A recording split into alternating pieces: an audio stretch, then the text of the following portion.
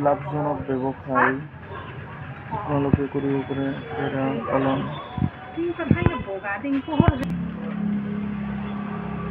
আপোনালোকে কৰিব পাৰে এনেকুৱা লাভজনক ব্যৱসায়। আৰু ইহঁতক মানে বান্ধি ৰাখিব নালাগে, আচলতে এৰি দিব লাগে।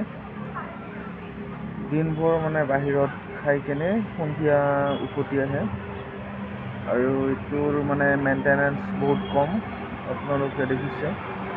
আৰু এনেকে মানে বাহিৰত ফুৰি মানে এনেকে খাই কৰে বহুত ভাল। আচলতে ইহঁতৰ মানে শান্ত সুস্থ জাতৰ, একদম ল' মেইনটেনেন্স।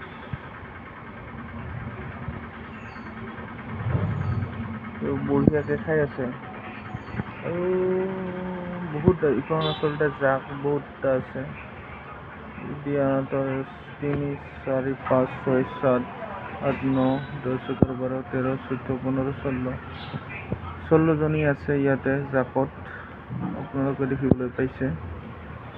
আৰু যিসকল আচলতে ছাগলী পালন ব্যৱসায়ৰ লগত জড়িত আছে তেওঁলোকে এনেকে ভেড়া পুহিব পাৰে।